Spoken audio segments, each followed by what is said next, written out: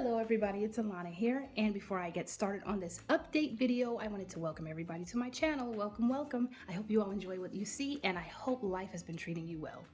Alright, so this is the update on my bag of the month. I started using this May 27th. Well, I switched into it May 27th and also did a video telling you all that I was challenging myself to stay in a bag, in a non-crossbody, small convenient crossbody for an entire month.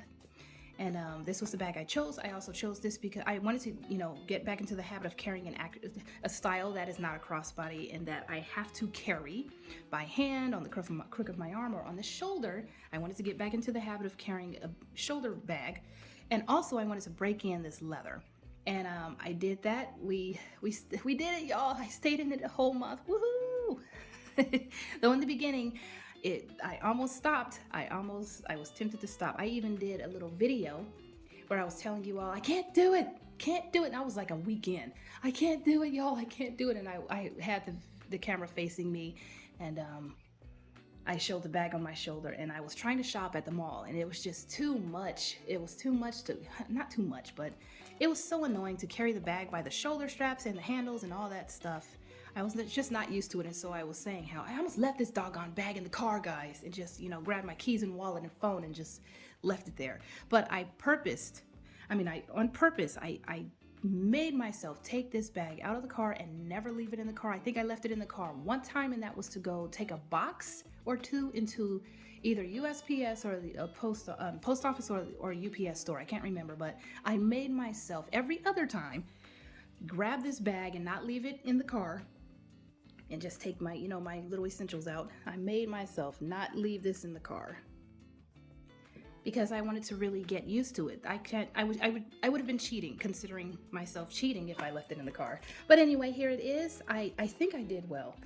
I did stay in it. I used the mess out of it. I'm careful with my bags, but I didn't baby it because I wanted to see how well the leather held up, how well the hardware, the feet, everything holds up with these bags. And this is my first made-to-order rogue that I've taken out, and I think the first smooth glovetanned bag that I've been in for weeks.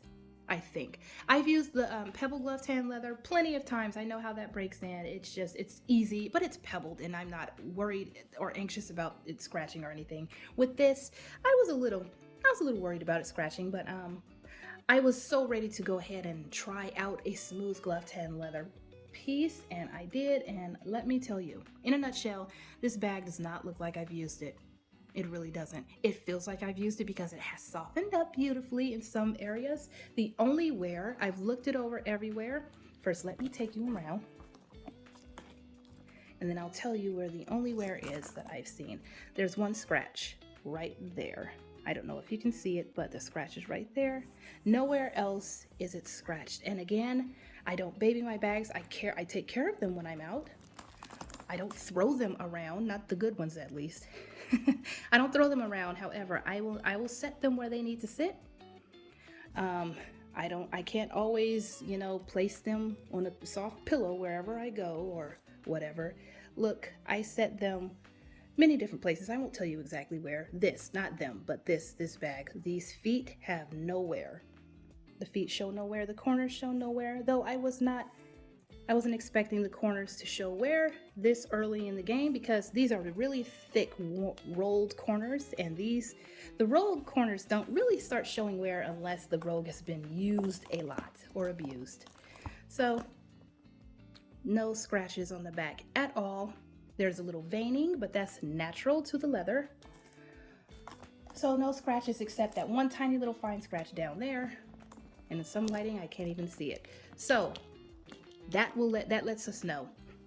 Smooth glovetanned leather. I don't know if the black color determines how much it scratches or doesn't scratch. I don't know if it's, each type of leather batch scratches differently or doesn't, but according to this bag, smooth glovetanned leather doesn't scratch a whole lot. And yes, I keep reiterating the fact that I do take care of my bags. However, I do not baby them. This has had a few rough times, a few rough moments. It should have more scratches if it was a more inferior type of leather. It should, but because it's so tough and hardy. It doesn't show a whole lot of wear. Hardly. It doesn't show anywhere except the one little scratch. What else? The hardware.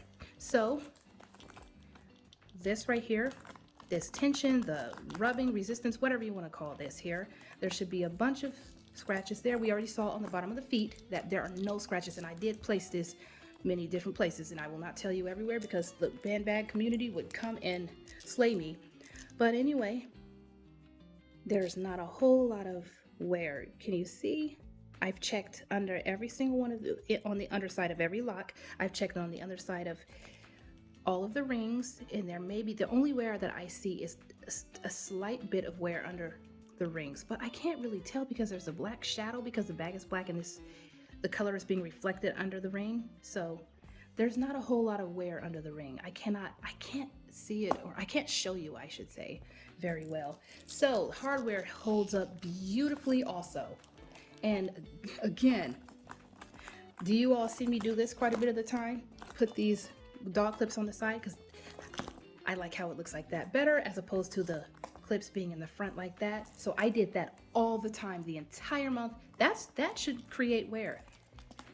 And also, I carried the handles tucked in most of the month, which meant that I carried the straps like 98% of the time. That also should create wear, but it did not. There's not much wear. See, I am not, that's what I mean by I don't baby my bags. I'm yanking it all to the side, the clip. So yeah, everything looks fantastic. The only wear I saw, again, was a slight bit under the clip rings, the strap rings, or whatever you want to call these rings that hold the strap, and that one little scratch on the front. Softening up. It has softened up quite nicely. This was quite stiff when I first received it fully wrapped straight from the manufacturer because, again, I created it and not many people handled it. It was never sitting in a store, so when the bag arrived, this is the same with all of my smooth glove-tanned leather rogues that I created. It was very, very firm and just like no. You see how it's kind of softened, and you can kind of see it like not folded. What am I trying to say here? It creases and little wrinkles and stuff like that. No, it was like a straight wall, a leather wall of firmness. Well, now it is not. Now it is you know what? Let me get my 1941 red Rogue 25. 1 second. Here is my 1941 red Rogue. Beautiful, beautiful bag. And it feels incredibly firm. Incredibly firm.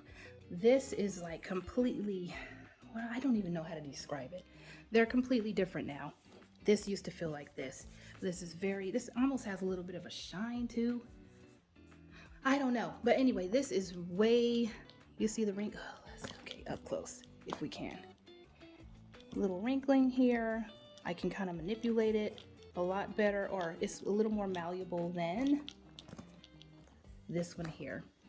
It feels completely different. This feels smoother. That's how I'll say it. It feels smoother and more firm. And I have manipulated this a little bit also.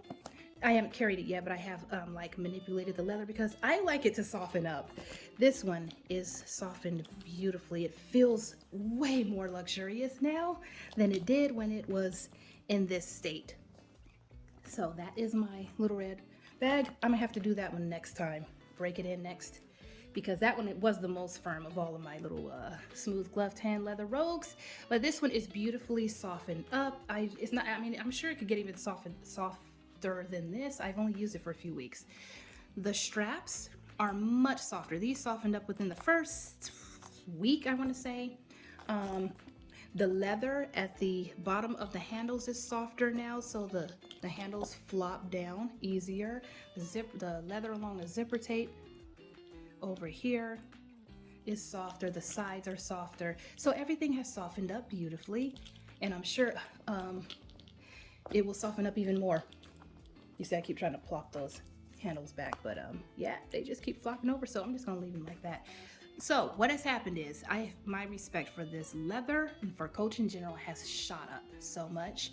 I now want to create a size 31 in smooth glove tan leather, because that will soften up and start slouching even better than a 25. There isn't enough leather for this this size to really, you know, kind of soften and develop, just kind of fall into itself, which is what I love about the Rogue. But and I've had plenty of I've had plenty of pebbled leather Rogues that do that in size 31.